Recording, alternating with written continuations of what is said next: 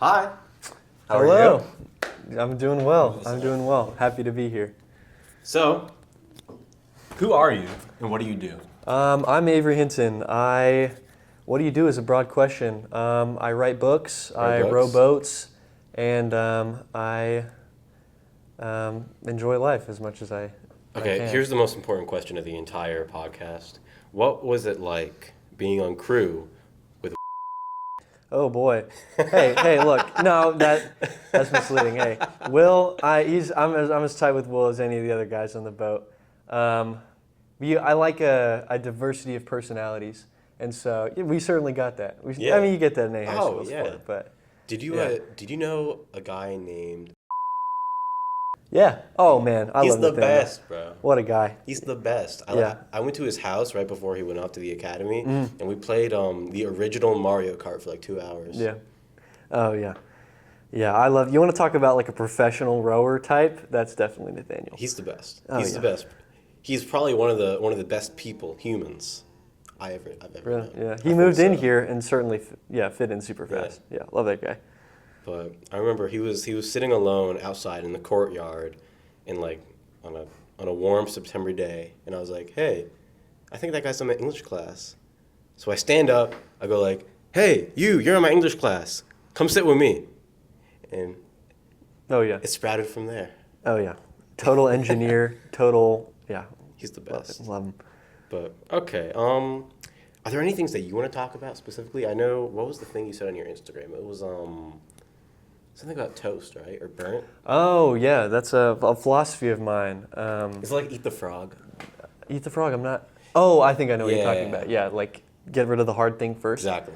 Similar, but it's so what it is it's I refer to as the burnt cookies. Yeah. Or eating the burnt cookies, and it comes from as many good things do. My mom making cookies, right?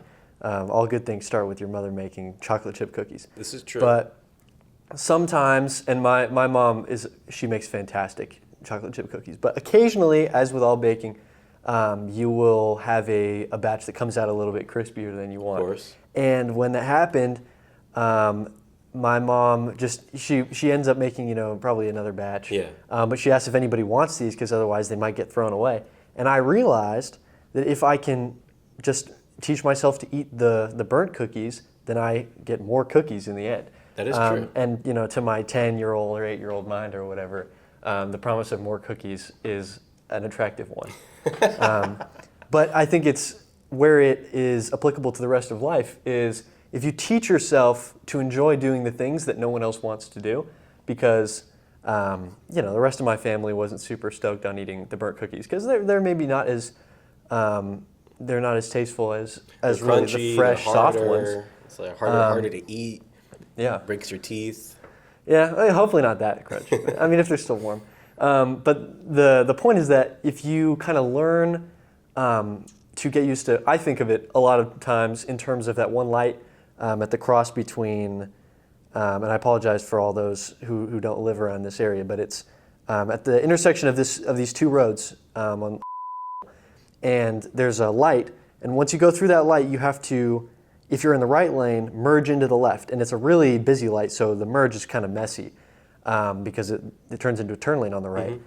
And I realized that even though the merge is kind of annoying, people would start stacking up the left lane, and they would leave the right lane almost totally empty or much less full. And the light itself is timed such that you cannot get a lot of people through. So some people are missing a whole light cycle, waiting 2 or 3 extra minutes because they didn't want to make that merge.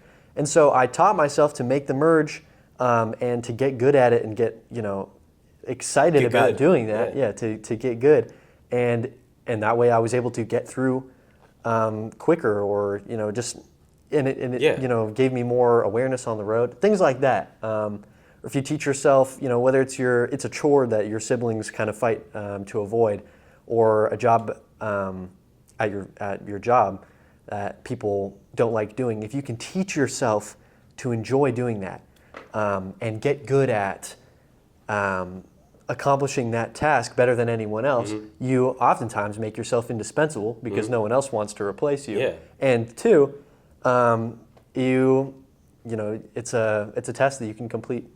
I also think your it own. brings more peace, Yep. especially with younger siblings. It's like nobody wants to do the dishes. I'm the Oh, oldest. I'll just Yeah, do the conflict dishes. resolution. Yep. Boom. Parents Yeah. are like, oh, thank God he did the dishes. Little siblings, they're not annoying you. They're like, thanks, George. Thanks, Avery. I appreciate that. And you're at peace. And the dishes take maybe 5 minutes, maybe 10 minutes. Oh yeah. Like, it's not like, Yeah, it's dependent. You can apply it to all sorts of things, in every field, as I've found out. And I don't mean to be so presumptuous as to assume that I've created this whole new this branch of philosophy, No, but I find it personally enjoyable. I'm trying to like get all the best quotes from all my podcasts eventually and make it into merch, and I think that's one of them. Oh well, I Burnt appreciate cookie. that. I'll give Eat you the burnt cookies because then you get more cookies. Yeah, I'm gonna give you half the money Oh. from each T-shirt. appreciate it. My favorite is every conception is a misconception. Yep. Oh, we remember. Yeah. Yes. Man. Yeah. I think a lot about that. Not that every conception is misconception, but I think about this principle, and I guess I'll ask you, what do you think of country music? I think country music is fine. I don't often listen to it, but the times that I have, I'm just like, oh, okay, this is nice. Like, I'm not going to actively go and hate on country music. Just like I don't actively hate on, pineapple on pizza. Oh yeah. It's just like, it is a thing. Why would I be so, what is it? Why would I be so negative around it? Yeah, I've been really surprised because I've seen that country music, for whatever reason, is somewhat polarizing sometimes. Oh, yeah. Some people will, as you said, really hate on country music, and I'll admit when I was younger, I would my mom would play country all the time. That's like the sign that we're cleaning the house on Saturdays when you hear country radio coming from the kitchen.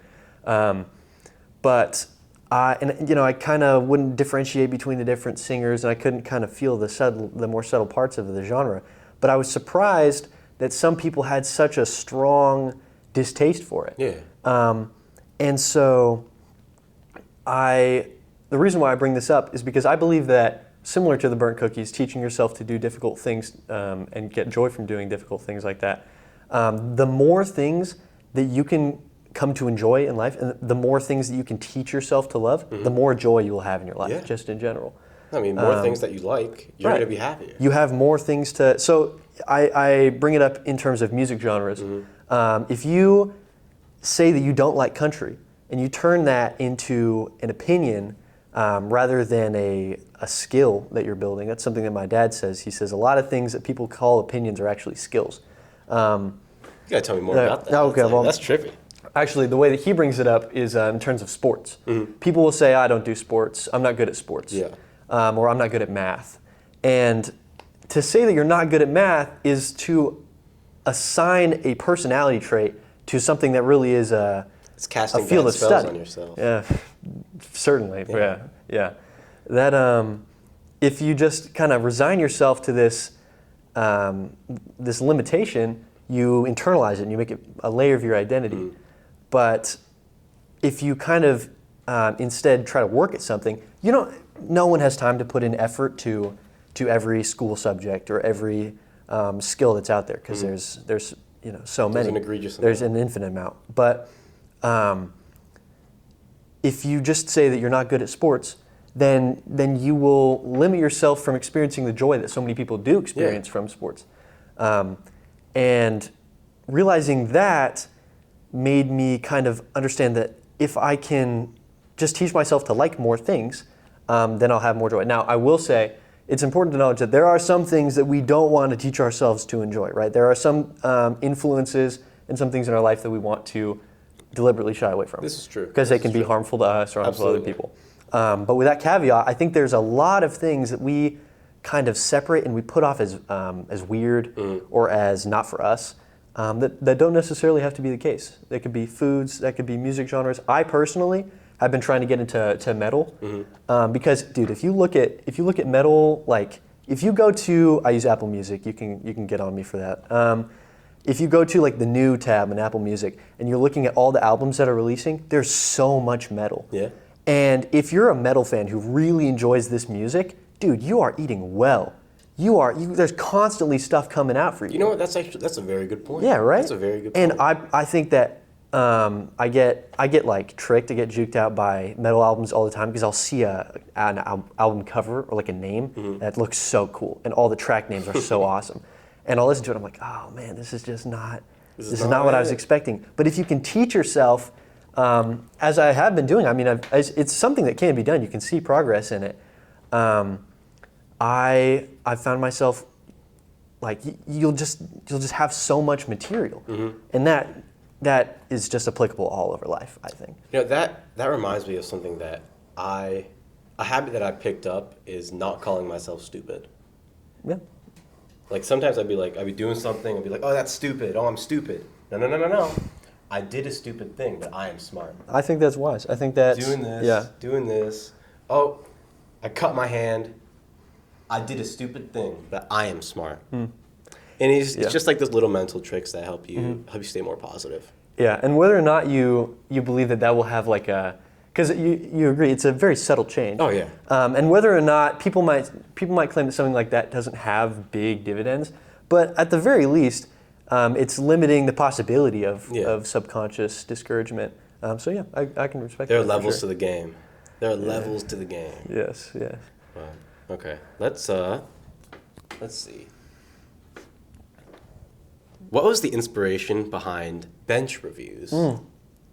Okay, so bench reviews. It was a series that I wish I was more prolific about on my Instagram, wherein I would pretty go. good with it. You did like 30. Maybe I'm gonna tell you. There's a bunch of unreleased ones that I've not quite created. The problem was I had to streamline the process. Basically, what happened was I would go on 2020, 20 to 2023. I had a really big phase of like mountain biking, especially around the lakes in the area.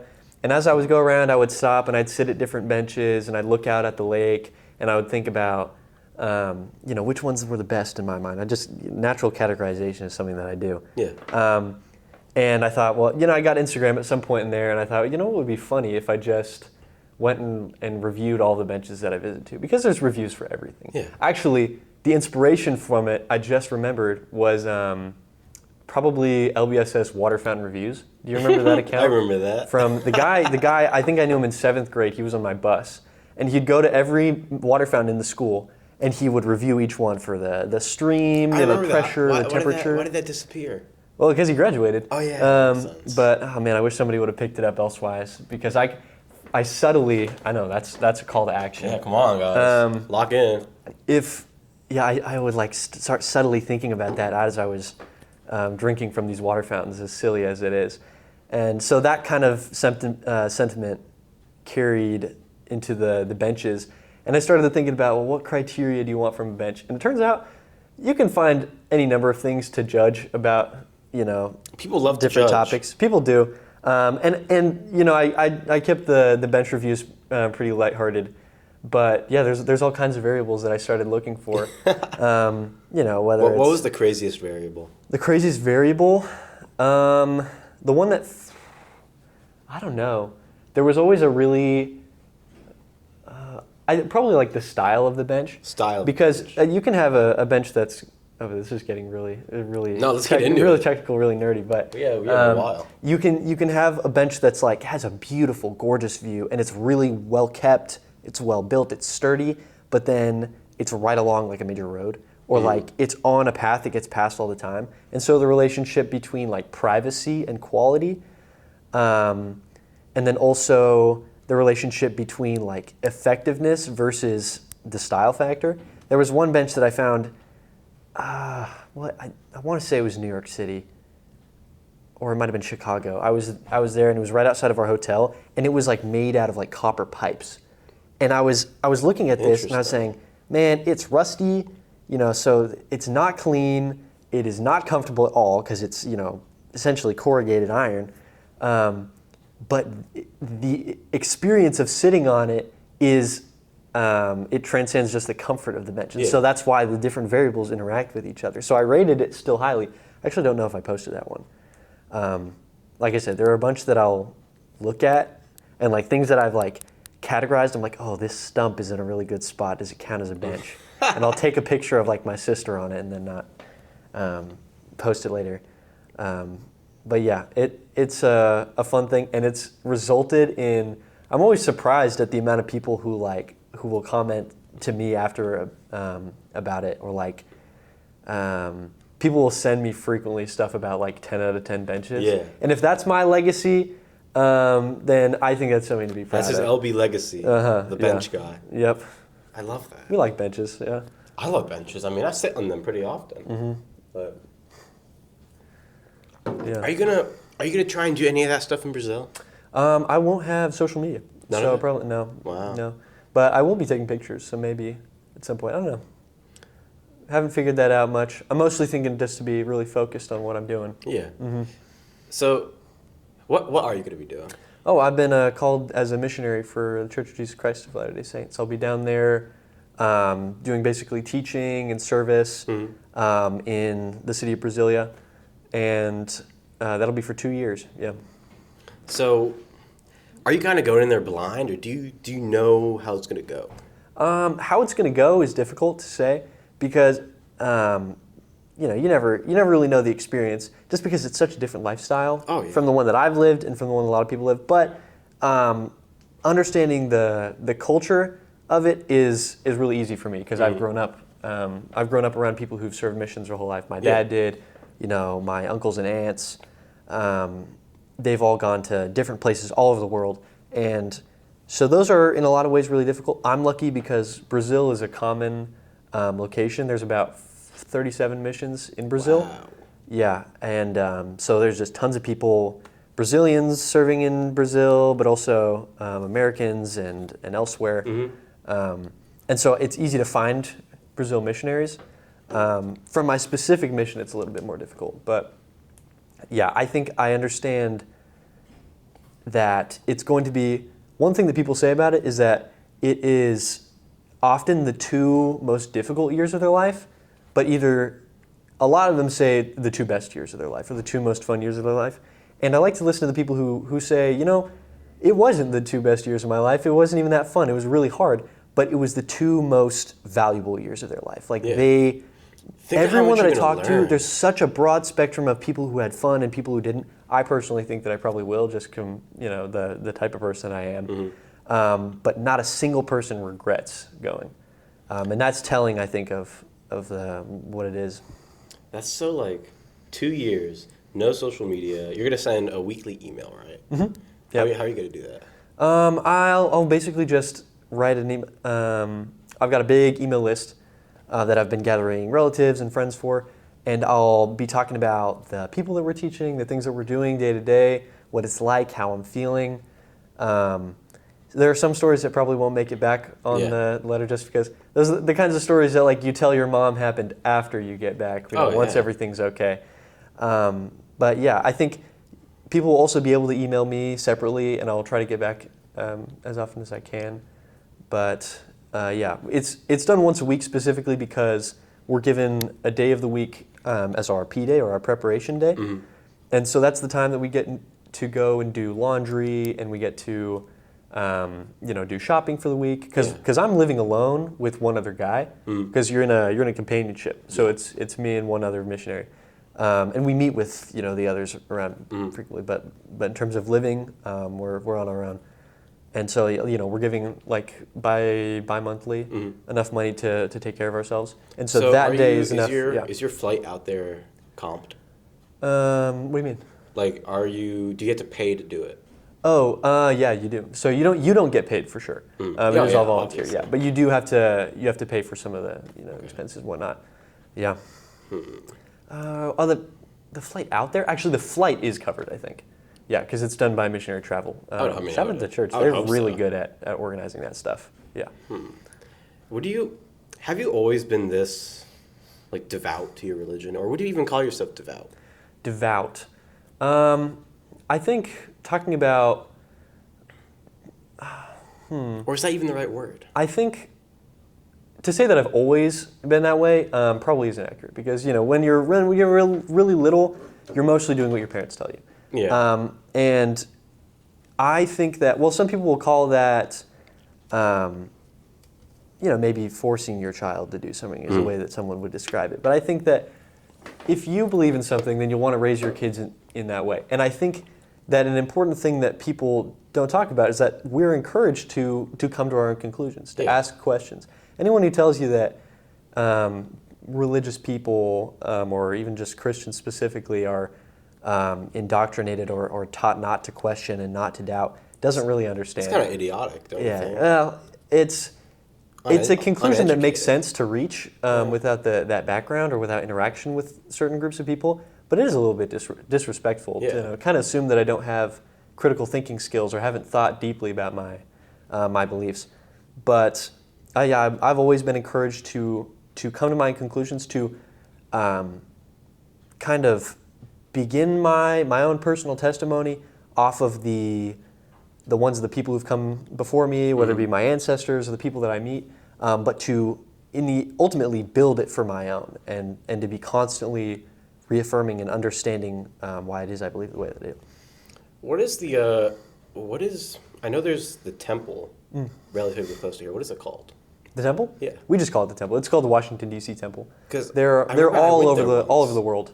I think there's definitely over 200. I don't know how many there are now. Wow. There's tons more being built, but That's cool. yeah.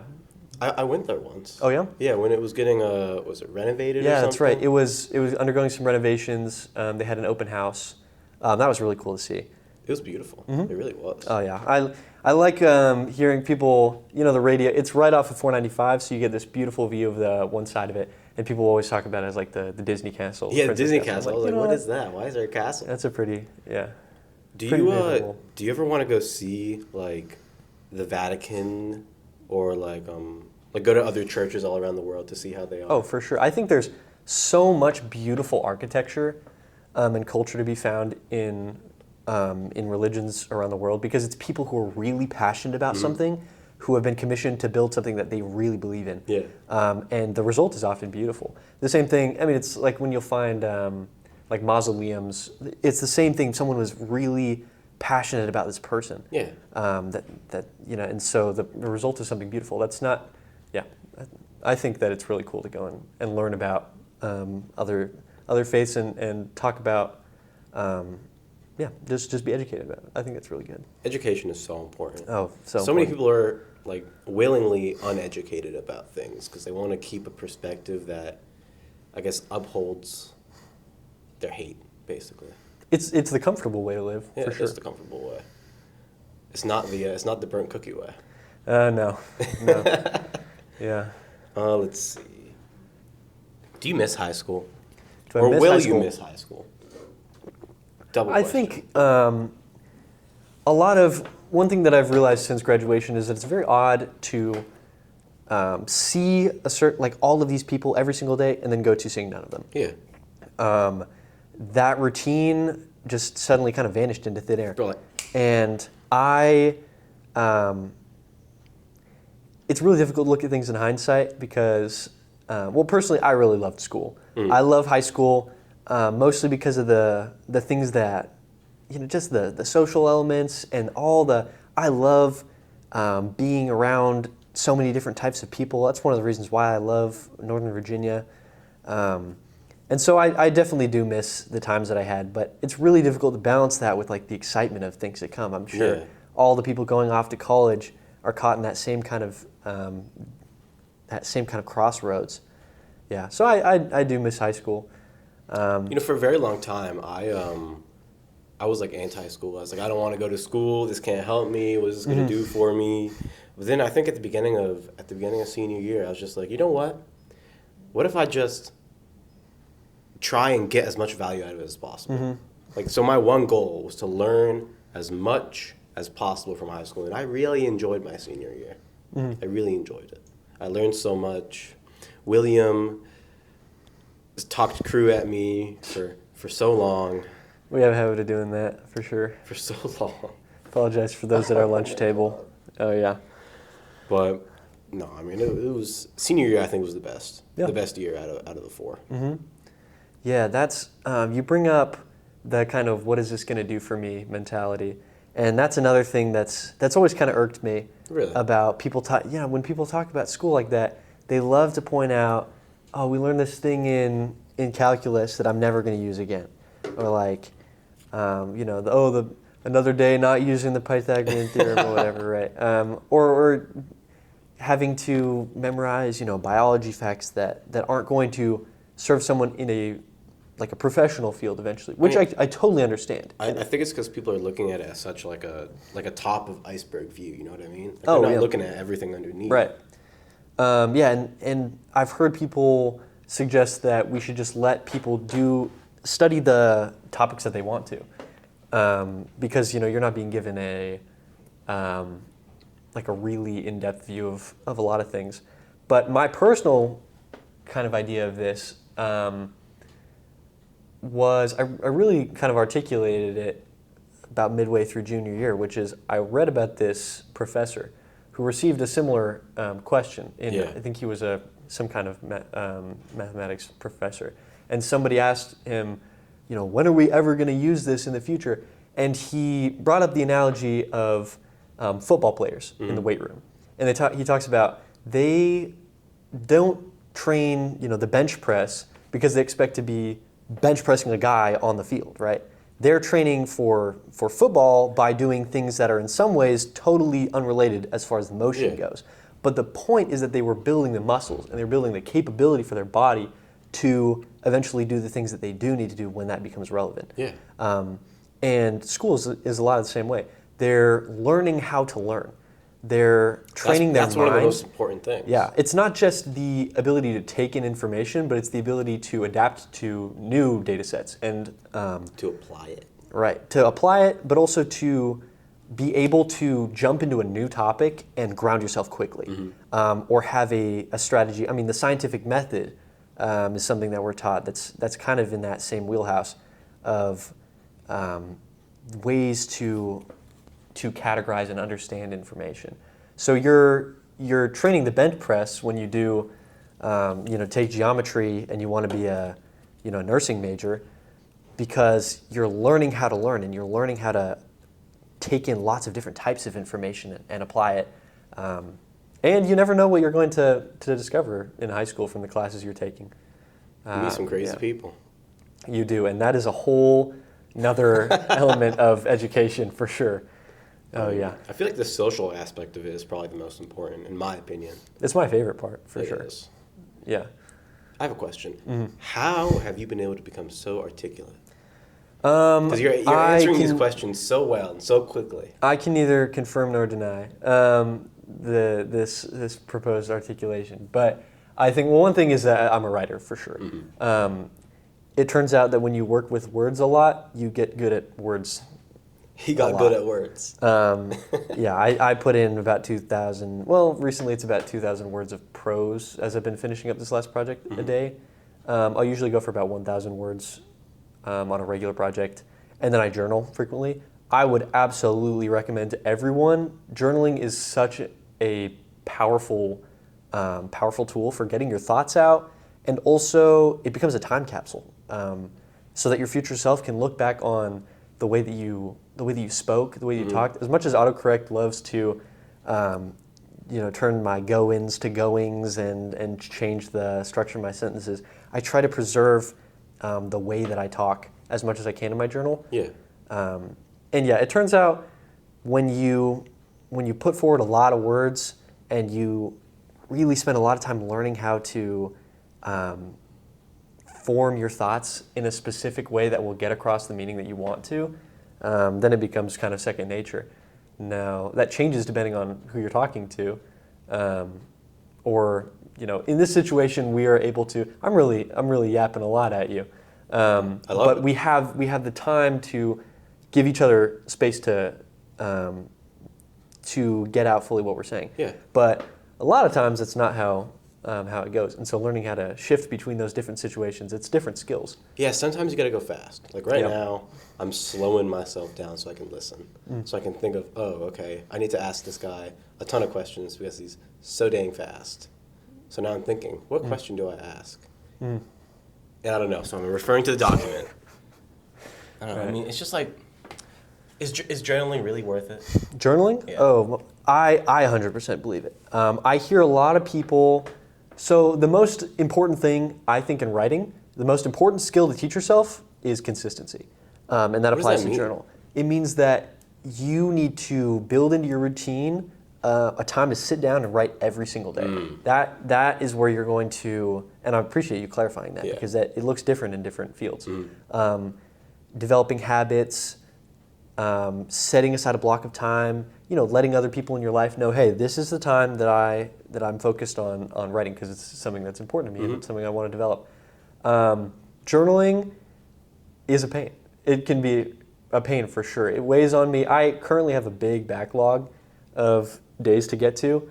I've got a whole outline. So in order to keep myself able to go back and write about things that I haven't done yet, I'll just write out really quick, bullet points or a single sentence Yeah. about events that happen, and bracketed dates and whatnot, so I can go back and expound on them later. Expound. Listen to this Yeah, guy. yeah. Oh my gosh. Yeah, but people will often tell me, oh yeah, I think journaling's a good idea, and I've done it a couple times, or I'll write a page or two every year about certain things, and I think that anything that you do will be valuable Yeah. for sure, but if you can build in the habit of writing it out, and you can get so fast at it, I can type at ridiculous speeds, at least twice the speed that I can write prose or write the speed of an essay. It doesn't have to have it doesn't have to be Dear Diary, and it doesn't have to be a research paper. It can just be, however you feel. And oftentimes that helps me to recognize themes in my life, and it helps me to understand what people have said to me and things that happen to me in different ways. I think it is 100% worth it. What I think is the best about it is you don't have to show it to anybody. Oh, no. Yeah. I would actually wouldn't. I would recommend that you don't show it to anybody. It needs to be your thoughts. Yeah, I've definitely noticed I will write differently when I know that I'm going to give it to someone. I will say though that sometimes I've given pieces of my journal as gifts to people. So I like that. if there was a really important time and I wrote something that was just really raw and I felt really captured how I felt about something, I'll just be like, you know what? Instead of explaining this whole situation to you, I'm just gonna slap this whole discussion in here that I wrote. Or if I want to explain to someone how I feel, whether you're in a romantic relationship with them, or you want to recount to one of your friends the first time that you met them and your first impressions of them, it can be really fun to kind of open up that really personal part of your life. No, it's like you're reliving a memory. A lot of the things in my journal can never see the light of day. They never should. Not that anyone would really care. I feel like I would definitely care the most out of anyone if they saw it. But yeah, I'm not evil or anything, I don't think. But just I guess we'll never know. having a personal journal is the most impactful journal, I should say. I think I'm gonna start doing that because I definitely recommend it. I'm very good at consistency. I think I'm on day 62. I know. or I've been something. very impressed with. Every once in a while, I'll just see little milestones of yours, and I'm like, wow. I'm on day 62 of that. There are other things too, but when I'm talking on social media, I have to filter myself because I can't just go around saying crazy things on social media. I wouldn't recommend that. Yet. Yeah. But I don't know. Sometimes I just I can't talk about new business. What is it? New business that's going on. People I've met, stuff like that. So I have to be very almost narrow with it. It kind of just has to be the same thing all the time. Yeah, it's being considerate, people's privacy or plans of yours you don't want to disclose yet. Yeah. Which is annoying, but it is what it is. Yeah, for sure. Yep. But That's talking about anything. I really, one of the most interesting things that's happened because of this podcast is I'm a lot better at asking questions than I am at answering them. Oh yeah. Yeah. Ask me a question. Ask you a question. Ask me a question. What's your favorite type of salad, My favorite type of salad and why? and why. I would have to say Caesar salad. I love a good Caesar. Yeah. I mean, I've been having it since I was a little kid. The issue now, though, is like I don't want to pile drive my salad with cheese and dressing and all that stuff. I do. So I understand. Yeah. So now I'm just like, okay, what do I do now? So I just put like lemon. Yep. And eat it and feel like a rabbit and be depressed. Yep. But Caesar salad is so good, for man. sure. Yeah. I don't know. I mean, that seemed like a good answer. Yeah, I think so. I mean, you were able to take the question, and a really bad answer is to be like, I don't know, which is not an answer, which is a very popular answer for people. You can ask for time to think. I will say that. That's true. That is a very true thing that people don't realize. Yeah. Or you can be strategic with it and be like, that's a good question. Let me think about that for a moment. Filler words and whatnot. Well, I actually think that my favorite salad is... See, that was just... I didn't even think about saying that. Yeah. Just filler. Yeah. People... I think one important skill of communication, and one thing that will do dividends for you in either the professional world or just in making friends, especially with adults, is being able to answer questions. Because if somebody comes up to you, oh, what do you like to do? What have you been up to this summer? And if you say, I don't know, or even worse, if you say nothing, oh my goodness.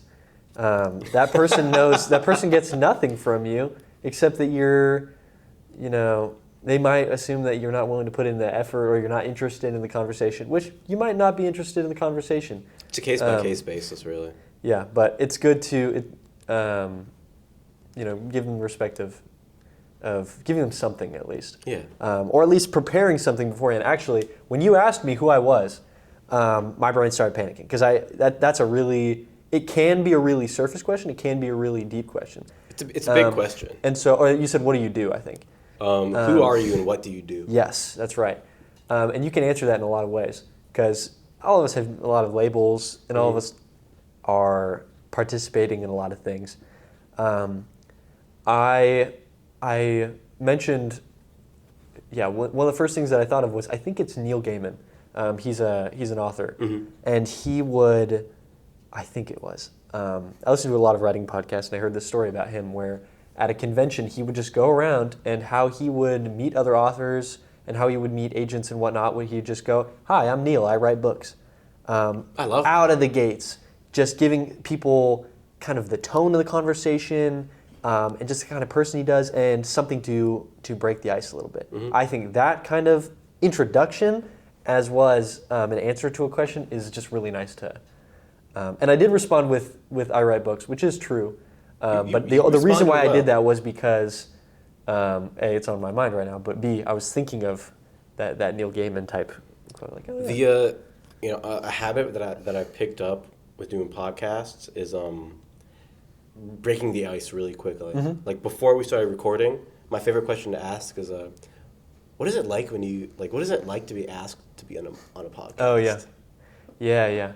That's an interesting thing to think about. And it's just like, this is like a fun experience, right? Because I don't want people to be stressed. Oh yeah, it's the worst thing that you can do for That's a great way yourself. to kill good conversation is have somebody be stressed about their answers. And there's some of that whenever you're on camera, but. I have a question. I looked on your story and I saw your old, your old writings. Oh, yeah. Oh, is that still on It's still on there. Yeah. Whatever happened with that? What I did was I had last summer written a bunch of short stories. As I do, I just write short stories. I had finished my first novel and I was ready to get the heck out of that setting. Because I had been working on that from November to April, with kind of a break in like December and like half of January. And so I had just been working on that for so long, finished up with this giant 300-page monstrosity, really proud of it, but ready to move on to something else. Yeah. And so I was thinking, okay, what can I do to just jump into something totally different, follow the wind, write whatever I want to? And so I came out with 4, technically 5, short stories, each of totally different subject matter and genre and whatnot. And I also wrote some like flash fiction pieces, did some contests and whatnot. And I thought, I would really like to receive feedback on these. And it's a lot easier to give feedback on a short story than it is to a book. Even if one of those short stories was like 40 pages long, I think the shortest was like 23 pages long. But I thought, well, I really like getting feedback, and so I thought, why don't I just open it up to to the world, to the ether? And so I said, hey, I've written these short stories, and this is something you can totally do if you want. I encourage people to share their art in a really casual way. It can be difficult because art is a very personal thing. Yeah. Anything that you put effort into can be a really personal thing. But if you introduce it in a really casual way to say, hey, I made these things. I'm pretty proud of them. I'd like to hear what people think. And I wrote a note at the beginning of all of them. I was like, please don't pull punches. Please tell me what parts were boring and what parts you didn't believe. I wish I could bring up the Orson Scott Card quote about the good questions, but I don't have it. Anyway, I just wanted people to give me what they thought, because that's what really helps make a story better. Yeah. And by telling me, oh, it was great, I really liked it, and only telling me those things and kind of keeping back the things that the things that you would change about it, you're actively hurting the progression of the story, which isn't what I want. And so I ended up getting maybe 40 people to respond on that.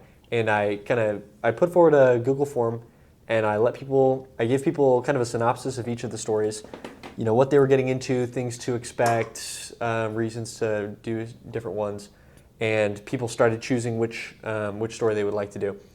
And I said, this is a little bit ranty, I did say that if you want to, and by the way, if you did read one of these stories, don't worry about it at all. Like, it's not a problem. I did say, okay, if you, don't read these if you don't think you're going to have time to respond and, to get through it, because I don't want to put that on you. I don't want to add to your plate. Mm-hmm. And I understand you want to show respect, but, or not respect, show support. But I'm really hoping to get some feedback out of this. So if you're not going to do that and you're going to tell me that you are, just don't bother in the first place. And the unfortunate thing was I did only get, I think, 3 responses in total. 3 emails out of the 40-something people. And that wasn't discouraging at all. I wasn't like, oh, nobody wants to That's really wants not a to bad read response, my right? Nobody wants to read my writing, and I didn't take it personally. I was just kind of like, man, I wish you guys would I would rather only get those 3 people knowing that they would give me the feedback that I want, because they gave really great feedback, really, really in depth. I bet that maybe the people who did end up reading it had thoughts, but the sharing of those is important to me. So I wish those people would have just passed on the opportunity rather than jump into something that they weren't prepared to do.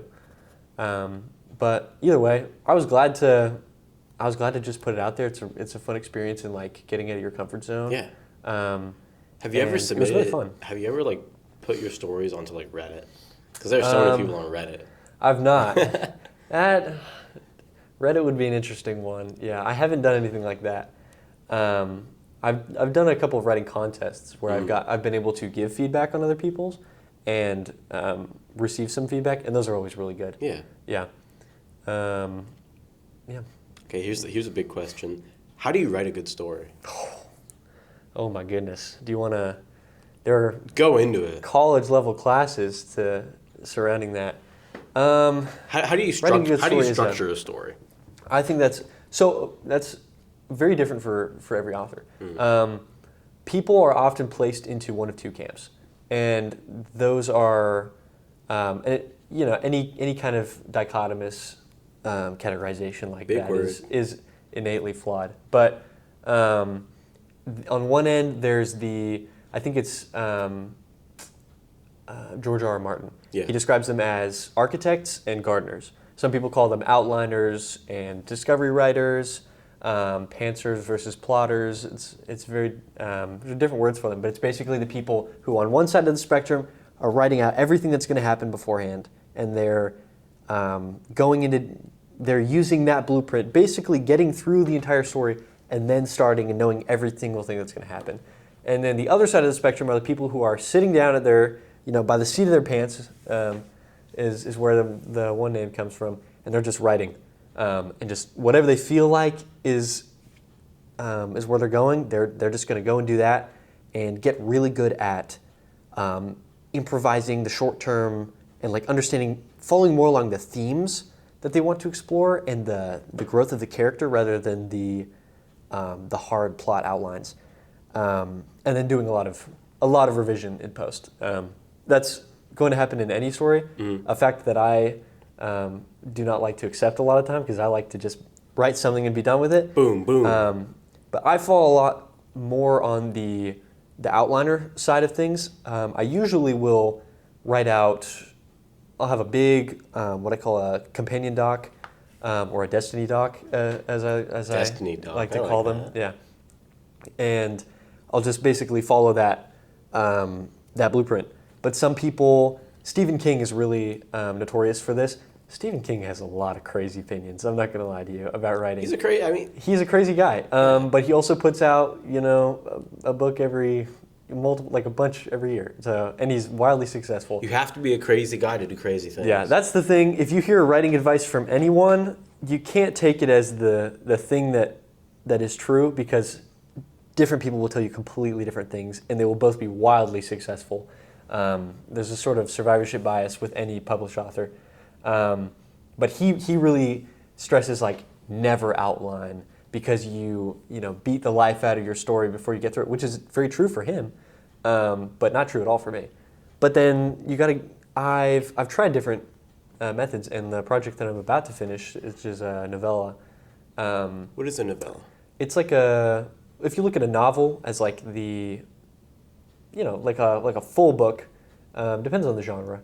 The publishers will categorize it into different things. So a lot of people will say even if 50,000 words or more, usually between 70 and 80,000 words. I don't like to talk about things in terms of pages, because it's kind of a shaky measurement, because the font can change the page count, the typeface, the font size, the spacing, the shape of the actual size of the pages. Yeah. There's so many things that go into the page count, and so words is a much more difficult to find number, but it's much more reliable. But a novel will fall usually above 50,000 words. Some people will argue 40,000 words. A novella is probably above 20,000, and then there's like a novelette and then a short story. Again, not hard categorizations, but just the way that I like to think of it, because it's not nearly the size of. It's probably going to end up around 100 pages, because I write in a certain font. My favorite font is Cabin. If you go into Microsoft, not Microsoft Word, if you go into Google Docs and you look for Cabin, that is my jam. I write everything in Cabin, and then I turn it into like Times New Roman and then 1.5 spacing and everything. But yeah, so that's basically the novella. It's like a novel, but in kind of smaller size. What do you do with all your writings? Right now, keep them in a vault. Keep them in a vault. Right now, nothing. Yeah, but release them under a fake name. Dude, I've got some killer aliases Reveal that one. I could use. Oh, dude, I was talking with my mom about this. So, one thing that authors will do is, I love my name. First of all, I love my family name. I love everything it stands for. I think it's unique. I think it's distinctive, and I would totally use it for writing. But some authors will take, if they're writing in two different genres, if they find that in their main career they're kind of pigeonholed into a specific genre, say you write horror, and you're really well known under your horror name, but you want to write science fiction, you can take on an alias and write science fiction and be published kind of like another author, not necessarily hiding that you're a different person, but kind of separating your career into two parts. Some authors will do that. And so I was thinking, if I ended up doing that at some point, I would take on the alias Missouri Rhodes. Because I have an ancestor on my mom's side who was an expeditionist. He was on the, was it William Powell expedition? That's cool. In the Grand Canyon. So there was the Lewis and Clark expedition, and there was the Powell expedition. And they were going through it. There's all kinds of stories about this guy, and his name was Billy Hawkins, was my ancestor. But he had kind of a mix-up with the law, and he needed to take a new name when he met up with this this Powell guy who was going to go out into the Grand Canyon, and so he needed to. He went by the alias Missouri Rhodes, and I think it's a that is pretty fantastic cool. name. It's so, I mean, it's so rich with just. It sounds like an outlaws kind of name. Yeah, he's and I feel like I have some claim to it. Being a descendant, but I don't know. Anyway, that's something that that would be a fun one to use. So is the dream to be a full-time writer? So I think that that's hard to say. I personally like to have a really stable source of income, and I think that I don't want my main source of income to be coming in because of my writing and because it's specifically the way that people think my art is going to do or people's opinions about my art. I'd love to make money on that. That'd be great. But as that being the only source of income, it just feels really unstable for me personally. And a lot of people are totally fine with that, and that's really good. But I'm much more cautious person sometimes. But I would certainly like to try and publish at some point, just not with the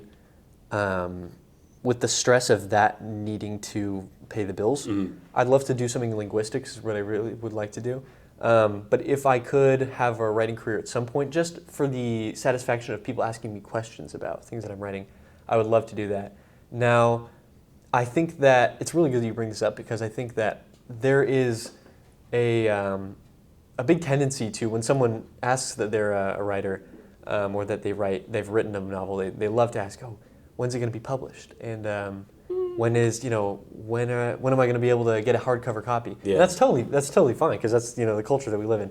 But Brandon Sanderson, who's another big author, he compares it to he uses the analogy of like a person who likes to play basketball. And if you go to that person and they say, oh yeah, I play basketball as a hobby, I like to go and play pickup with my friends, usually you don't go to them and be like, all right, when are you going to be in the NBA? All right, who are you signing with? What draft pick are you?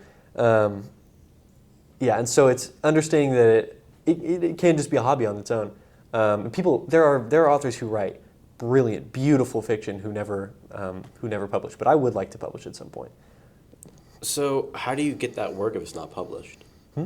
Or you don't get that work, basically. Get the work? How do you get their stuff?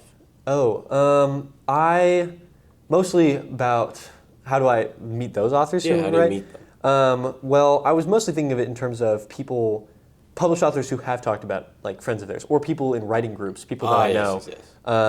Honestly, fan fiction authors are some people who are some of the most passionate, frankly, some of the most skilled authors out there, but who feel like they can't,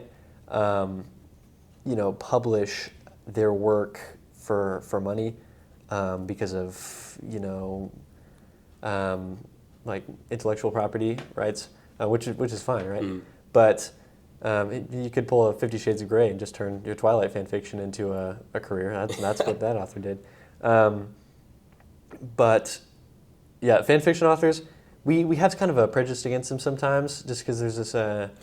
They do make some weird stuff sometimes. Sometimes everybody makes weird stuff. This is true. Yeah, Lord knows, like people who are writing their own stories make like whack stuff, but. Any type of writing is super cool, and some people are just able to write absolutely. I'm pretty sure the longest work of English fiction ever written was a Loud House fan fiction. It's several million words long. It's ridiculous. I can't even fathom that. Oh, I'm not dipping my. No, definitely not. No, I don't have anything near that. That's years. But yeah, there's all kinds of ways to find people who are. To both get your work out there and to read work from people who aren't necessarily published or who aren't looking to publish.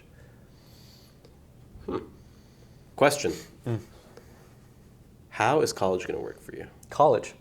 Is college going to work for you? Mm-hmm. I plan to go after I return from Brazil. Yeah, so I'll be a little bit behind, but you can, in my situation, accept a college acceptance and then defer to come back later. Some colleges won't do it, but yeah, I plan to go after I come back. And what are you going to study? I want to study linguistics. What is it? What is that? So linguistics is the study of languages. Which is my jam. I love languages. It's Makes sense. I can tell. The love of my life is languages. Writing is tied into that, and also, I believe that linguistics is also the study of kind of how people think and the differences between that, cultural differences, but then also personal differences. I could talk about linguistics for forever because there's so many branches of there's phonetics and there's grammar and there's translation are all different elements of this giant thing that I absolutely love. I don't know exactly what career I would go into there, but in terms of just a subject that I like to learn about, linguistics is certainly up there. Like language is so interesting because it's kind of, you're limited, your thoughts are limited because of the words that you have in your head, basically. Oh, yeah. Like the better your vocabulary is and the more that you can understand, the better you can think, basically. I think some of that is true. I think whether or not, I've spent a lot of time thinking about the limitations of language in that way because specifically the limits of our phonetics, the sounds that we're able, because, in every language there are certain, it's called phonotactics, it's the kind of the study of what sounds a language is able to make. So if you look at like Japanese is really phonotactically limited because there are lots of consonants that aren't formed regularly, or certain vowels that are very rare. There's no L. There's no L. There's certain sounds that you can't put next to each other you could say for no good reason, but they just simply don't exist, and those people get along fine. But we look at that and we say, that's so limited. They don't have this. They don't have this. But there are so many languages that are so much more phonotactically diverse. And the phonotactics element of it is how the language is able to take words from another language and then turn it into their own. I think the Japanese term for it is romaji, because they take a Roman. Yeah. Well, I think romaji they have a different alphabet for it as well. Right. Yeah. It's the. Oh yeah. There's. Yes.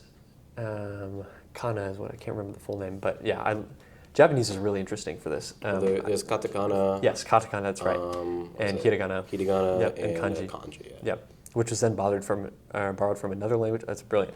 And Chinese is fascinating. Chinese, Mandarin or Cantonese is a dream language SOV? of mine. SOV? Yeah, subject, object, verb, or is it subject, verb, object? I don't know. I don't know, actually. What is English? English is subject, verb, object. Subject, verb, object. Yeah. I'm pretty sure Chinese is the same. I'm not sure. But it has the alphabet of something more like Japanese, which is so interesting. Yes, more similar because of the characters. But the Japanese alphabets are totally phonetic, which is really nice for us. Yeah. Who you can learn to read Japanese super fast. Or Korean is notoriously even better because you can learn to pronounce it really easily. But reading it and like comprehending is a totally different thing. Like I was saying, English, which has a lot more sounds that we can make, for better or for worse, right? English is all kinds of messy. Oh yeah. We tend to think that we are kind of the pinnacle of that, and that we look down on the others that have less. Yeah, right. That have less, or as we perceive it, fewer sounds to work with. But then we don't see, the language that look down on us and the sounds that we can't make. We have English is rhotic, so we use a lot of English accents are the American accent. Rhotic, anyway. what is that? It's the r sound, which is actually a fun fact about that sound. Oh man, what is it called? I can't remember. It's post palatal probably. I love post palatal. It's I love it. International Phonetic Alphabet is so fun. It's talking about the different articulators in your mouth and how they can do different things. Anyway, that's totally different stuff. Oh yeah, I can tell you all the. I joke with the anatomy people that they know everything that goes. I know nothing about anatomy. I don't know what the different bones are called or where my organs are. But anything in this little section, I've got totally. He knows mouths. Yeah, I know for sure. Yeah. Yeah. That's so interesting because like I've never ever thought about what you were just talking about. I can't even articulate it because it's so new. Yeah. It's so crazy how every person knows different things. Every person spends a lot of time mastering or getting to know or educating themselves on different things. Like, Right. think of how much knowledge there is. And so many people just don't talk. Yeah. I know. Which is a It's so travesty. tragic and it's so beautiful at the same time. Beautiful. It's the beauty of diversity, Oh, yes, of yes. intellectual diversity at the very least. Yeah. This is why I love to study this kind of thing, and just talk about, you learn all kinds of interesting facts about language and the way that you think. What like certain languages have fewer colors, and so those people see fewer colors. Yeah. Or some see more, and you just wonder, like, am I at a disadvantage just for the language that I was raised up in? Can I even acquire that? Is so fascinating. Yeah, it's amazing. The funny thing, one of those that's crazy, like bro. fun facts, little things you can kind of, like I was talking about with that rhotic, that r sound, is that it is one of the rarest consonants in human speech. It's very rare for it to be developed by language. But the reason why we consider it so common is because it is present in the two most commonly spoken languages in the world, which are Mandarin Chinese and English.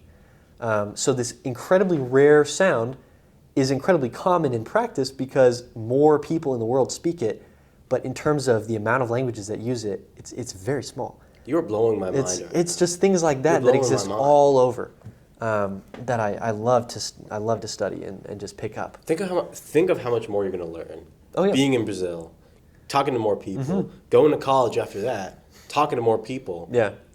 That's mind-blowing, bro. Yes, just studying linguistics formally is, oh yeah, it's my jam for sure, and also the element of just connecting with people. That's why I'm so excited to be speaking Portuguese all the time, because it helps me understand a different way of thinking. And Do you just know any? any Portuguese? Yeah. I've started to study it. My studying has stalled a little bit because of just the end of the year, and I'm tying off loose ends and whatnot. But what do you call it? Oh yeah, I mean, I've studied a lot of Spanish on my own. I took Latin in school, and then I studied Spanish, and again, that studying also stalled for a little while. But so I can be given a passage of Portuguese, and with my Spanish, I can basically read it and understand what it says. But the pronunciation and the differences there, pronunciation is not regular at all. In terms of like reading it, like Spanish is very regular, Japanese is very regular because the sounds are exactly what they sound like. But English is very irregular, and so is Brazilian Portuguese for sure. Isn't that like phonetic and non-phonetic? Is that the term? It's just called phonetic regularity. Phonetic Yeah. regularity. Interesting. Have you always had a love for this kind of stuff? Like, were you born right out of the womb and you're just like, man, I love this stuff? I don't think so. I think what I point to usually is, if you grew up in our school system, you remember Caesar's English? Vaguely. It was a kind of an English program, I think it started in 4th grade, wherein we would be given a list of root words. Usually, most of them coming from Latin. I remember that. And we would be told, okay, this means this. Pend means hang, and dis means away, and all of these different things. And I started to look at those lists and hear the kind of lost ancestors and remnants of those roots that existed in the language that I was using all the time. And so I suddenly realized that I could look at words that I had never seen before in my life and break apart little pieces and suddenly understand what this word meant, just by the little fragments that I had picked up. You know what that from kind of Caesar's reminds me English. of? That reminds me of, what is it? Different Bible translations and how some meaning will be lost if you translate it from its original language. I think it was written in Aramaic, but I could be completely wrong. It would have been Hebrew, I think. Hebrew or Aramaic. And then translated for the ones that we are most often reading. It was like through Greek, sometimes through Roman, and then into an English that became outdated 500 years ago. Yeah. Yeah, translation is a whole thing, really. And it's actually one of two things. So translation is, I think, a lot less trustworthy than we give it credit for.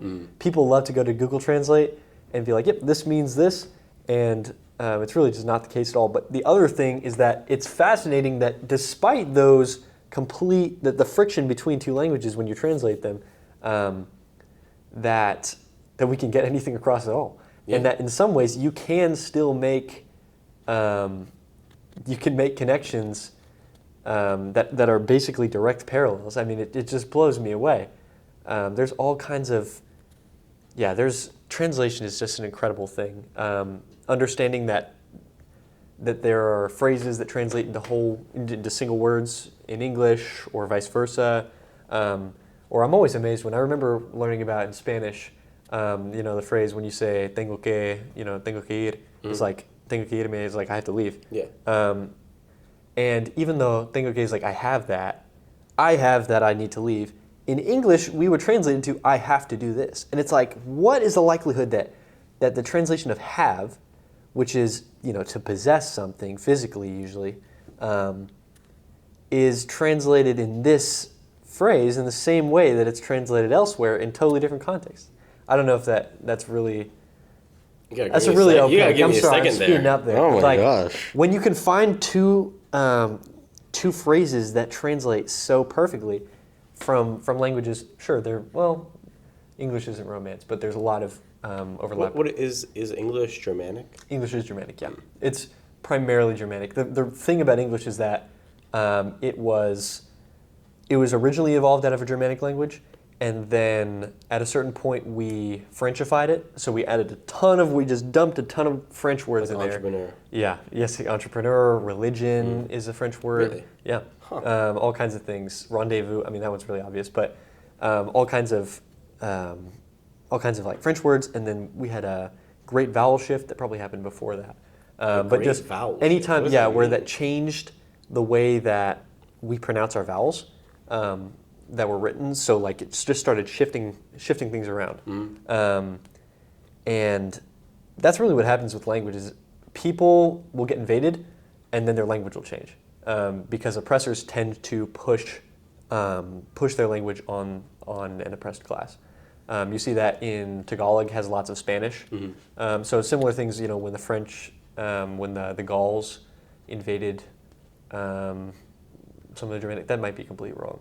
But then what happened was people will say that the Romans then came into Britannia and then fed a bunch of stuff into English, which is true to a degree, but what it really came down to was scholars later on, only a couple hundred years ago, who were looking at the Roman Empire, which had long fallen, as kind of the standard of greatness in the world.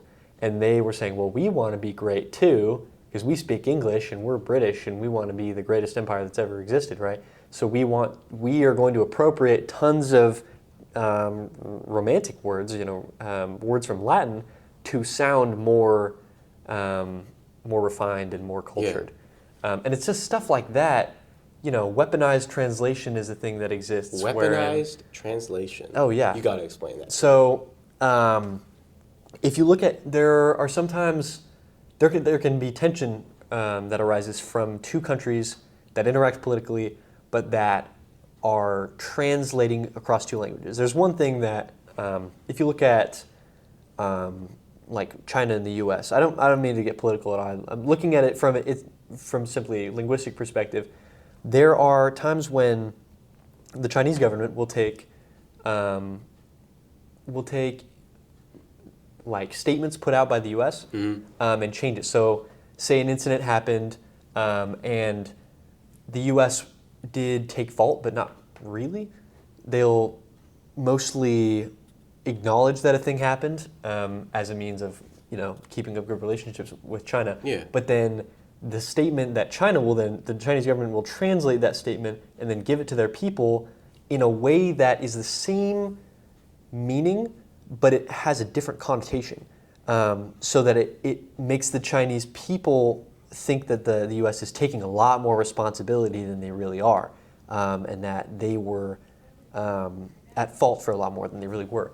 And so it's that kind of thing that it's really rhetoric. Yeah. If you know. Oh, that's my favorite. Yeah, rhetoric is incredible, and it is so much more powerful. It's just compounded when you're overcoming a language barrier, because the people that you're feeding the doctored statement to are not familiar with the original rhetoric the rhetoric of the original message. I love that kind rhetoric. of thing is incredible. Yeah, rhetoric is so powerful. If there's another skill that I would recommend for people to have, it would be to study rhetoric and learn how to. What is that? What exactly is rhetoric, though? It is I would say it's the art and the practice of choosing. See, here's me doing it right now, right? Choosing specific words to convey the right message, whether that's for clarity or for persuasion to an audience to make. So you're selecting the words that you use so that you can make the people that you want to hear your message think and feel a certain way. It's basically mind control. It really is. It's basically mind control. You're trying to hack the other people's brains to think in a specific way, and it is so powerful. Even if you're not a big speaker, even if you don't have a lot of influence yourself, and you don't see a purpose for learning how to control your rhetoric, even more important, I'd say, is understanding the rhetoric of the people who are trying to control you, because they are everywhere. And that could be, the advertisements on TV. It could be your little sibling trying to convince you to play basketball with them. Yeah. Everyone uses rhetoric, from the smallest, little things to the biggest things. And understanding anytime someone tells you something, especially people who have motivation to get into your head, understand who the person is, be educated on who they are and what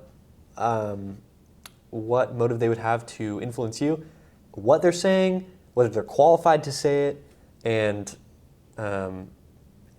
kind of make a buffer between your own mind and the words that they're saying, so that you can kind of filter through and understand, okay, what are my biases? What are they playing to? It's a vitally important Right. skill to develop. Why are they telling me? If this guy in the comments of my Instagram reel or whatever says that, oh, I saw this thing here, and this person actually died later on, or like this person recanted this statement, we might want to take that immediately because it adds to the story, or it is a clear answer, or it's convincing. But you got to understand that there's so many people out there that are trying to make you feel a specific way, or just sow chaos. Mm-hmm. That's the danger of a lot of algorithms. That's another sort of. It's chaos. It's weaponized algorithms are totally a real thing. People will, in order to promote engagement on their app, they will polarize specific groups and feed them only the information from one side. It happens on both sides, no matter what you. Everywhere. Yeah. There aren't just two sides. No matter who there are you an are, infinite amount of sides. no matter who you are, no matter what country you live in, your political beliefs, your religious beliefs, you exist inside a bubble, and you can't get all the information, but you can try to reach out.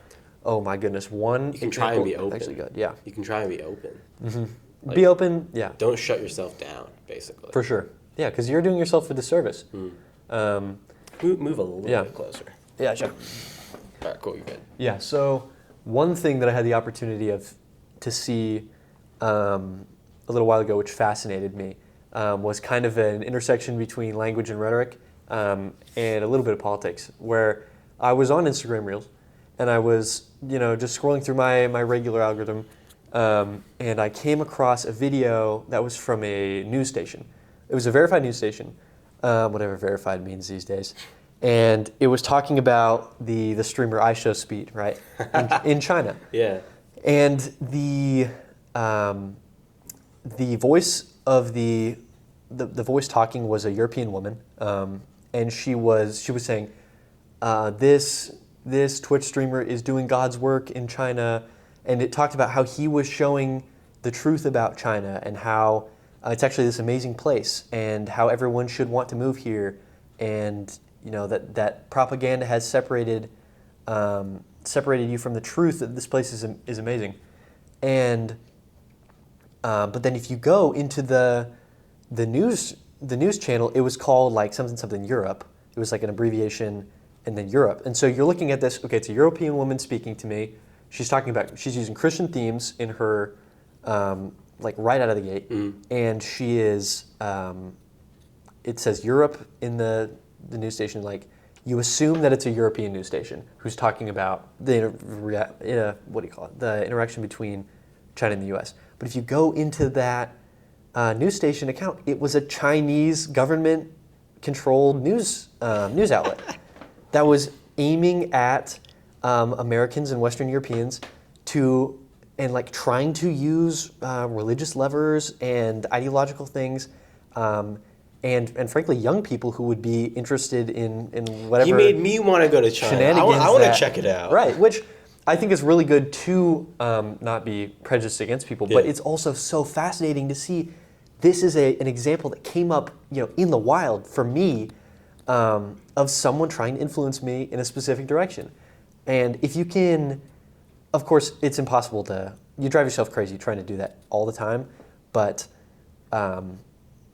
being conscious of that can do you so much good, especially in the world where just truth is so strained, and really the scariest thing is that people become less concerned with truth and less, they care less about it. Yeah.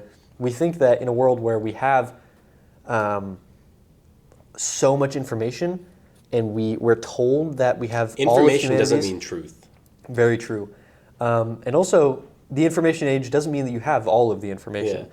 We are told that we have all of humanity's knowledge and power, knowledge and information on the internet, but that has gotten us accustomed to the idea of knowing everything or being able to know everything, when in reality, a lot of things are still hidden or shifted around. And so you kind of assume that you're being given everything because you're told that. Yeah. When in reality, you're not, which is dangerous, but also just fascinating. Here's a piece of advice that I would give anybody. Don't trust what you see on the internet. Like at this point, it could all just be AI.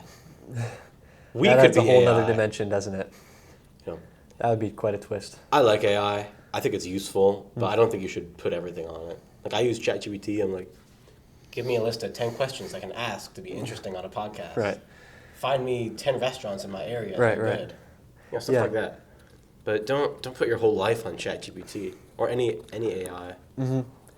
Yeah, AI it's a complicated topic, and honestly, I don't totally know how I feel about it all the way around yet. There are people on both ends of the spectrum who are really totally all in on it, and other people who are totally appalled by how its interaction with art and with jobs. It's a really complicated thing. I don't know if AI is shifting the economy. Mm-hmm. I think AI is going to supercharge the economy. Whether that's a good thing, I don't know.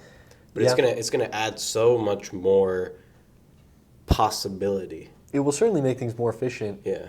Possibly at the cost of a lot of people's livelihood, which makes it a difficult thing to balance kind of humanist ideals and like progressive ideals. It's just the best thing that you can do individually is learn AI and also use your actual brain. That's I mean that's the most important thing. And have you ever thought about like really going on to let me think about this for a second. Have you thought about making a YouTube channel? A YouTube channel. I think everybody. My cousin and I would do little talks, and we uploaded it to something that we call it the YouTube channel. But as I've grown, I feel like my desire to be. Some people really like gaming algorithms and working with trying to figure out analytics. For sure, I think my brain would be really exhausted by it, and as much as I was talking about how criticism is important, sometimes I just take things a little too personally. It can get to be a lot sometimes. Mm-hmm. You kind of have to like separate yourself from it. Yep. Yeah. Like, so my Instagram, my YouTube is not who I am. Mm-hmm. Yeah. I'm basically just showing the best parts of me. Yeah. I'm trying to. Which is another good thing to know about people. But I think if I were to make some kind of platform, influence platform, it would probably be based on something else that I'm doing already, whether it be my writing or, I don't know, something else. You just, like...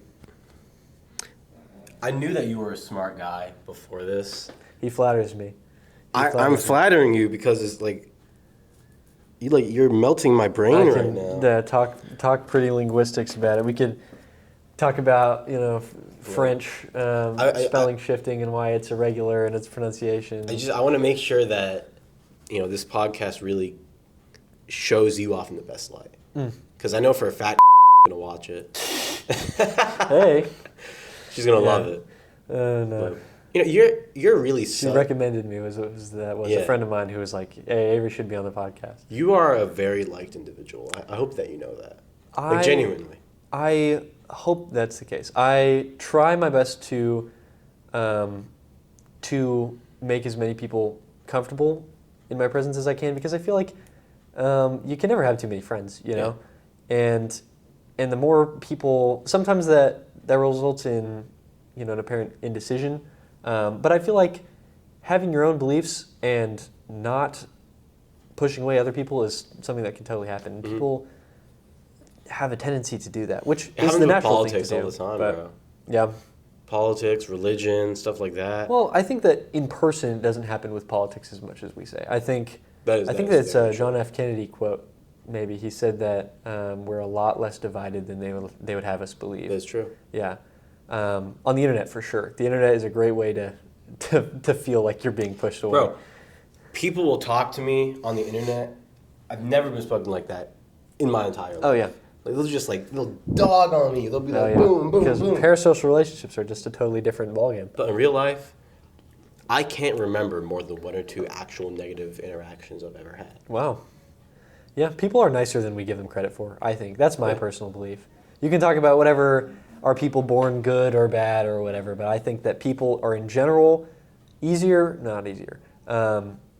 more understandable than we expect and just nicer than we expect.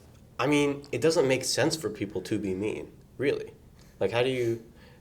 I'm going to put this in like a very scientific way. I think in terms of natural interaction, it does make sense from a survival standpoint to be mean. I think it does, but really? I want to see what you say. Well, I mean, we're social beings. Yeah. Yeah. I feel like it makes sense for us to want to help each other, but we're also tribal. Mm-hmm. So that's like another level of the game. Yeah. Yeah, I think it's frankly, so for most of human history, it's been kind of my people against everybody else. Mm-hmm. And occasionally we'll make alliances, and occasionally we'll take over this other group and kind of make them ours. But really, the idea of like not being racist is like a new thing. Like, it's amazing that we were able to reach this point, because that's kind of the way that things have always been. If you want your group to survive, you need to stick with them and make sure that we're the best and think that you're the best. Now, there's so much work left to be done, and the world is nowhere near the place that it needs to be in terms of equality and justice, for sure. But with that caveat, I think that we forget how far we've come. We have come a long way, even and the momentum even that we in the have. past 50 years. Mm-hmm. Like, it's crazy. Yeah. Yep. So we can't let that stop the momentum. We can't be okay with where we are, but we can still look back and say, you know what, change is possible, and that's why I'm going to have faith that change, more change, can happen in the future. I don't know. I mean, I feel like it's very hard to talk about these kind of things because. What do you think? How do I even phrase this?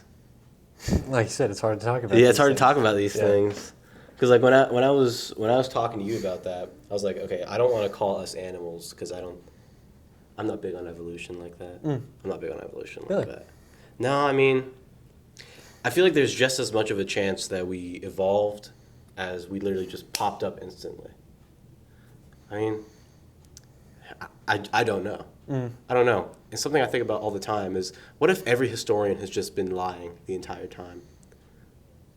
No, yeah, People have. It does take a lot of trust. It does take a lot of doesn't it? trust. But yeah. I mean, it's just, there's so much to it, bro. Mm-hmm. I'm going to refer to the question document so I don't go off on a rant. What is a common misconception people have about you? Well, in the terms of one of your fellow philosophers, every conception is a misconception. But a common misconception that people have about me, I am. You say that I'm a well-liked individual, and I think a lot of that comes from just I have a lot of really good people around me, who are very forgiving and very patient, and have just shown me a lot of compassion over my life. But a misconception, I think, there's plenty of misconceptions when it comes to my faith and my religion, and I think one thing that people are really worried about, which is good because it's a very respectful thing to be worried about, is offending me by asking questions. A lot of times, I am really excited to answer a question about someone if they're genuinely curious, and not just kind of hoping to, tell me how I'm wrong. I love having a dialogue about the things that I believe, the things that they believe, this kind of thing here. And so people will be like, oh, like, I don't, no offense, but, and then just ask a totally normal question. And of course, I want to share the things that are important to me and that are a part of my life, just like any other thing. It's personal, but the personal element of it is what makes it worth sharing, I think. Okay, now I can ask the good questions then. So, tell me. Well, like, Maybe. Isn't like a big part of Mormonism? Is that how you'd say it? Is there like a better name? So the name of the church, historically we've been referred to as Mormons because one of our books of scripture is called the Book of Mormon. Mm-hmm. Mormon himself was actually an ancient historian and prophet, so he kind of organized and compiled the book, which is where it comes from. So Mormons was kind of the nickname we were given. It was never the name of the church. The church has always been, or the organization, what's the proper name? Has been the Church of Jesus Christ of Latter-day Saints. Yeah, it's basically just saying we follow Jesus Christ and we exist in the latter days. So if you look at Jesus Christ's ministry, was the Church of Jesus Christ, and we're saying we are still part of that same church, just later now. That's interesting. Yeah, it's and so that's. A little while ago, some of the leaders of our church have said, hey, we want to kind of shift attention from that nickname over to the official name of church because that holds more of the important things that we believe in. It says, hey, the center of our religion is Jesus Christ. We are Christians. This is what, that's the thing that we really care about. It's not offensive at all. In fact, it's easier to say sometimes. And so, if I'm in a conversation with people who I know will understand what I'm talking about, sometimes I'll use that name. But yeah, that is the official name of the church. So a big part of it is building your own testimony, right? How have you been able to do that? How have I been able to build a testimony? I think that it's important to kind of have a learn from two sources at once. There is an element of study and of learning from the scriptures and from learning from important speakers and understanding things on an intellectual level that can help you reason the world. But I think the most valuable parts of religion come from that personal experience and the faith element. Testimony is born out of faith. That's really the thing. Is you can find proof of these things, or you can find things that seem to disprove these, but the core of a testimony is faith, because that's the thing that's going to be more enduring. And that doesn't mean, like I've said, you want to be searching for truth. You don't want to just block out everything else, because people love to say, oh, they've brainwashed you into thinking this way. And again, I think that's a little bit disrespectful that you think that I can't come to my own conclusions. I think that it's a really difficult thing to explain to someone who doesn't have the same experience or background to you, because it's kind of like one thing that people will say is like, I can't describe the taste of salt to you, right? I just know what the taste of salt is, and it's real to me, and it's distinct and it's powerful, and I know that this is true, but I can't describe it in any words without using things that are similarly incomprehensible to someone who hasn't experienced it. it's a really complicated thing. And I think that there's not an answer that I can give that is kind of an end-all, be-all thing, because people spend their lives learning. Yeah, I and, mean, it's and your growing entire their life. Mm-hmm. That's the point. Yeah, exactly. Yeah. I mean, I don't know. I was never raised in a religious household, so basically everything I've done has been on my own. Mm-hmm. It's like I picked up my Bible one day and I just started reading it. Actually, I started doing it intellectually. I was like, okay, Right. so much of American culture is built upon the Bible. It is I might as well read fascinating. it. Yeah. So, I mean, I even struggle to call myself a Christian because, like, I don't really go to church. I don't really have a church. Mm-hmm. So I just believe, I guess. Mm-hmm. It's very odd. Yeah. But can I even call myself a Christian? I don't know. Yeah, it's a distinction that is argued over quite frequently. But I know that I believe, though. mm-hmm. I know that I try very hard to not sin. You know, it's hard.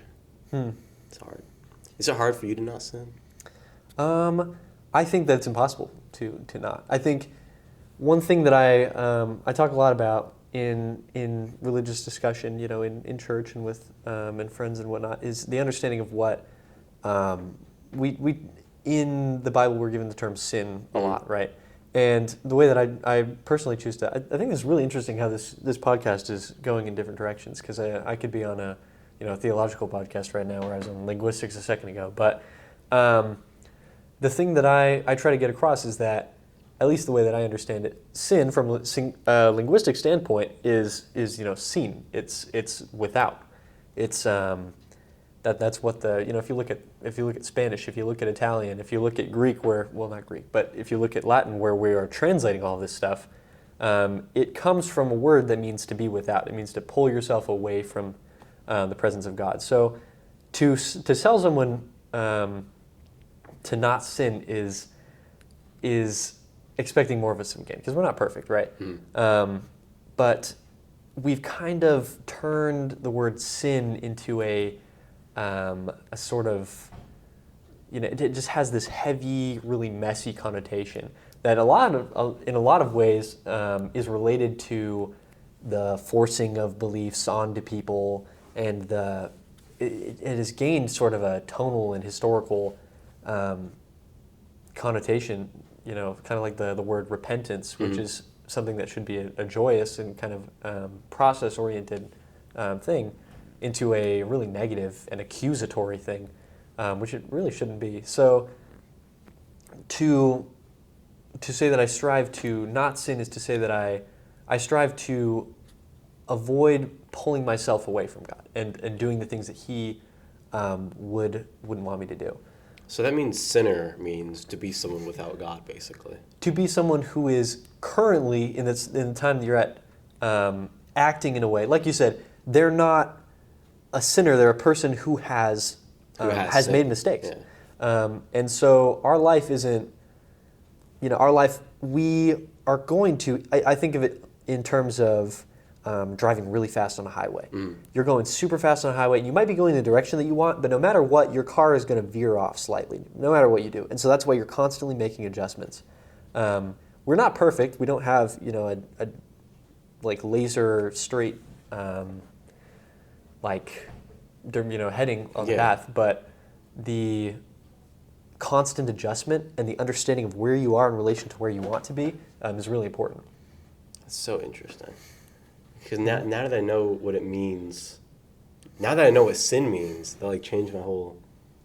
I think people, it makes it a lot easier to understand, what it is that's expected of you, I think, and it also helps you be more forgiving of yourself and of other people. Using different words to describe things, it's a rhetoric, like we've described. It's a pejorative treadmill of just certain words just gain different, bad connotations. You have to reiterate them with every, new generation that thinks differently and was raised differently to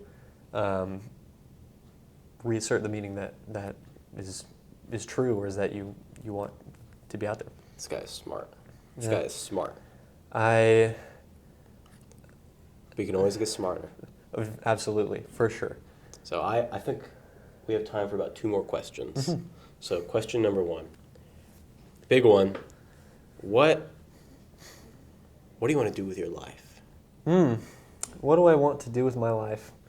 I think that I'm a really bad planner. I think that I sometimes fall into the trap of hubris of assuming that I can predict things that happen in the future that are not necessarily the case. But I think that if you're trying to get into a legacy, kind of question, I think I want to be remembered as a person who encouraged people to look for truth, to listen to other people, to be kind to other people, and also who wrote rad stories and could tell really good stories. I think, to be able to have a family, to be able to pursue my interests and do something interesting, not necessarily something that changes the world, but something that can at least change me and the place that I like that. That might be it's a big question. It's a big question, the best that I can and do for now, it's impossible to really answer. Like I've been trying to do it, right? And the answer that I came up with is, I want to help people help themselves. No. I'm not here to change hearts and minds. If you want to be helped, let me help you. Right. What was it? I think it was in the Bible. I think it was Luke 18:9 or something. New Testament. It'd be very impressive if you can remember the reference. It was I think it was with Zacharias. He gave away half his money. And I was like, oh, I want to do that. I want to have so much money that I can just give half of it away. Yeah. Right. I just want to give. I want to give. I love giving. I love trying to help people. Yeah. Because it makes me happy, basically. It does. It does. But, some people will also take that the wrong way. I'm doing it for my own personal selfish reasons, in theory. Yeah, to give in order to feel selfish joy is a very It's weird. It's a weird way of looking at it, but yeah, and some might argue if it's doing good for the world, even if it's done for selfish reasons, I don't know. I don't know what to think about that. I'll have to think about it, It's like people on YouTube. They're I will encourage you to give and help people to. No, I love it. To build their skills. It brings for sure. me joy. And it's like on YouTube. They're like, I gave $1,000 to a homeless person. Make a video. People will be like, oh, why do you film it? Why do you make a video about that? That's a complicated topic for sure. But the man still gave $1,000 to a homeless person. Obvious as it. Yeah, we can't all be Dolly Parton for sure. Yeah. All right, I think we have time for one more question. I'm excited for this one. Okay, let's see if I can even explain this right. So, I know you're gonna be gone for 2 years in Brazil. It's gonna be great. You're gonna learn so much. Yeah. Okay. So, close your eyes for a second. Imagine that it's done. You completed the 2 years. It's over. You got all that experience. You did all your things, all that good stuff. Now from there, you go back in time to right now. What advice would you give yourself having that 2 years of extra experience? Well, I wish I could know what advice I would give myself now, because I would probably give it to myself. But, oh man, in terms of, I guess the closest thing we have to that is the people who have come before us. And I think that for someone in my specific situation, going and doing service as I will be, I think that giving myself some grace to kind of get into the flow of things, and remembering that it's not about me, that I'm definitely going to be changed, and I'm going to learn a lot, but that my ultimate goal is to help other people, is really important. And I don't know. That's I was super proud when I came up with that question. I was like, oh wow, this is gonna be so trippy. Yeah, I guess I know that I would tell myself in the past to trust the process. That I believe that things happen for a reason. That there's an ultimate plan in place, and that if I can continue believing that, despite the influences and the just mental darkness that tries to take over your life, that I'll be in a good spot. Are you gonna remember that? Probably. So one thing that actually I'm not gonna rant for too long, but one thing that I like to do is I will write a story about myself now meeting my future self.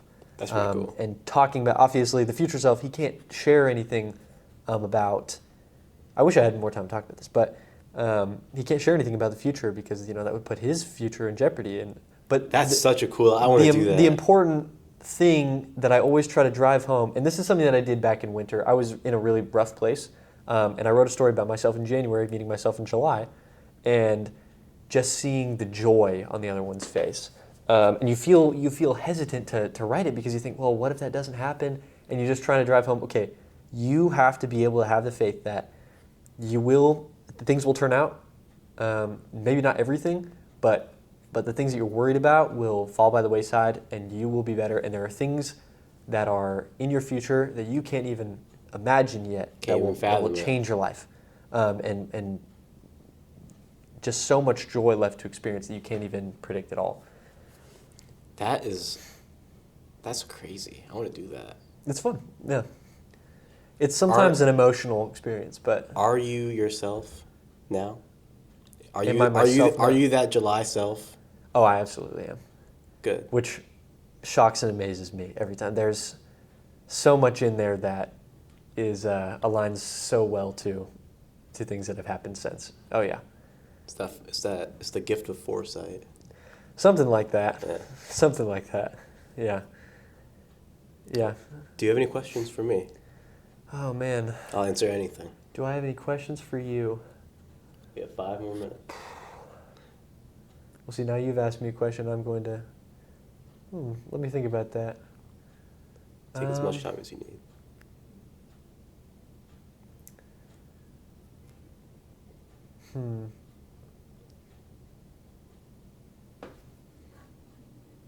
I guess maybe I'll ask, what's something that you would like to learn more about? Something that's totally different than anything that you've done before, that you'd like to pursue.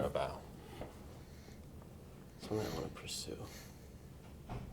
That's a big question. Yeah, something that tickles your brain and makes you want to dive into a topic, but you just haven't had time. Give me a second. Let me think. I'm trying to think. I was thinking of a specific one, but I totally forgot it. Come on, it's almost there. I know. I would love to get into birding. Birding? I would love to do birding someday. I have an uncle, a couple cousins who love birding, and I look at that and I say, oh man, someday I'm going to be a big birder. But I can't yet. This is just not time. Is there anything like that in your life that you would love to pursue at some point when you have more time? Hunting and fishing.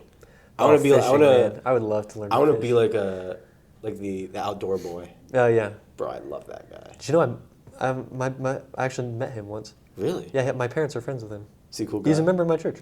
Really? Mm-hmm. Not surprised, actually. Yeah, we used to go to church with him. That's so cool. I went fishing with him one time, apparently, but we have a bunch of pictures of me with a fish way bigger than I could catch by myself. But the problem is the guy, his name is Luke Nichols. He was taking the pictures, so we don't have any pictures of him. It's crazy. That's so cool. I mean, like, no, I want to be able to survive just off my mind. Yeah. Like, drop me in the middle of the tundra. Make it happen. Boom, fire. Boom, wood shack. I certainly wish I could be more survival oriented sometimes. Yeah. You know what's interesting? I did that because I for my entire life I always wanted to know how to fight. Mm-hmm. From when I was like 6 all the way to 17 when I first started doing kickboxing. Yeah. I always wanted to know how to fight. It seems like if not a thing that you'll use often, it seems like just a good thing to learn how to do. I feel like there's a lot of lessons to be learned. It alters your brain chemistry. It's really interesting. But what it does is it makes you so calm under pressure. Really? It makes you so calm under pressure. That is extremely helpful. Because I've been in the ring twice, like actually fighting people with an audience and stuff, which is absurd. Yeah. Like you're basically entertainment. Oh, yeah. But when you step in there, it just gets quiet. Because you're so laser focused on one thing that everything around you just shh. Mm-hmm. And I want to find that feeling again. Mm-hmm. I just want peace. I want my brain to be quiet for mental one moment. Focus. Mental for focus. Sure. And I can get it when I'm writing video scripts. I can get it when I'm doing this. Like for a while there, I wasn't even thinking. I was just asking questions. Boom, boom, boom. And that's when it's the best. That's when the best stuff comes about, when you're not even thinking about how are people going to think about this or how they're going to react to this. It just is. Yeah. So maybe I'll start journaling. Like I said, would definitely recommend. Well, Avery, I appreciate you coming on. Yeah, this has been great. The time flew by. Yeah. Yeah. I hope that you were able to derive some value from this. Oh yeah. I think anytime that you're able to put your thoughts into words, even though I probably took up more of the conversation than I mean, that's should the have. point, basically. Yeah. That's what I've gotten good at. Oh yeah, you're very good at it for sure. Asking the right questions and making kind of a comfortable atmosphere to answer those questions. I try. Yeah, it was great. But I'm thankful to be on for sure. anything else you want to say? Any last? Look at the camera for this one. This might be my last public appearance for a while, but Very glad it was with me. yeah. I'm happy to see where the next little while takes me. And you as well to know what'll happen, where you'll be when I come back. I have no idea where I'll be. Yeah. Probably somewhere cool. Yep, maybe I get a certificate later if you end up.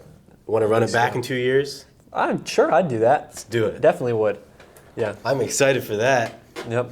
Okay, say goodbye. Okay. See ya. And